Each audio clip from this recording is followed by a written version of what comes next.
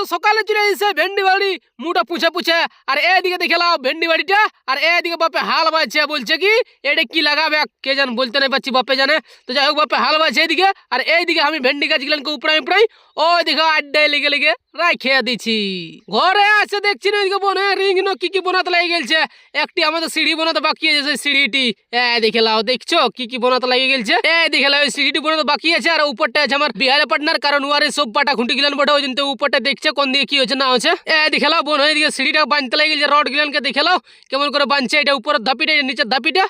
দেখে লাও বোন এটুকু এদিকে ভালতে বলছি, বোন যা ভালছে না আর কি বলে দিব। তবে আর কি বলবো গো, বোন বলছে আজকে ঢেলে খুনে ঘর যাবো, না বলছে আমি আর এখন ফাঁকা নাই। তখন দেখে লাও বোন সব তুরন্ত পাটা পিটে রেডি করে দিল একদম, তারপরে একটু উপরে ঢেলা শুরু হয়ে যাবে। দেখে লাও এটা উপরেরটা বড় ধাপিটা। ও বোন বলতে বলতে বিহারে পার্টনার মেশিনে দুয়ালে ঠেসান দিল। দেখে লাও এদিকে যেটাই বালি হচ্ছে, দেখে লাও এদিকে মেশিন দাই পাক ঘুরছে, সেই ফাঁকাটুকু আমার ছিঁড়ে ফাটা চেরাটা দেখান দিচ্ছি, কারণ মশলা ওইভাবে জীবনটা পরেশান হয়ে গেল। দেখে লাও ঘর দিকে চলে আলি, দেখে লাও এদিকে ঢালাই শুরু হয়ে গেছে, এক ধাপি লগভগ লগভগ হয়ে গেছে। দেখছো বোন আমার এদিকে দেখা দেখি করছে, লেভেল করে দিচ্ছে টুকু কোন দিয়ে কি আছে গাড়া ডোড়া। এদিকে সিঁড়ি ঢাড়াই হয়ে যাওয়ার পরে আমরা 3 লোক ঘুরতে বেরিয়ে, আমি বিহালে পার্টনার আর বোন দেখে লাও। এইটা কোথার শহর বড় কমেন্ট করে জানাবে। দেখে লাও এই মুড়ালে হাও মুড়া তক লাইট আছে, একদম ঝকচক চকচক ঝকচক চকচক করছে লাইটে বাবু। তারপর আর কি করবো, ঘুরে ঘুরে থকলে তখন ঘরে আসে ঘুমা দিলি। গুড নাইট নুনুর মাই।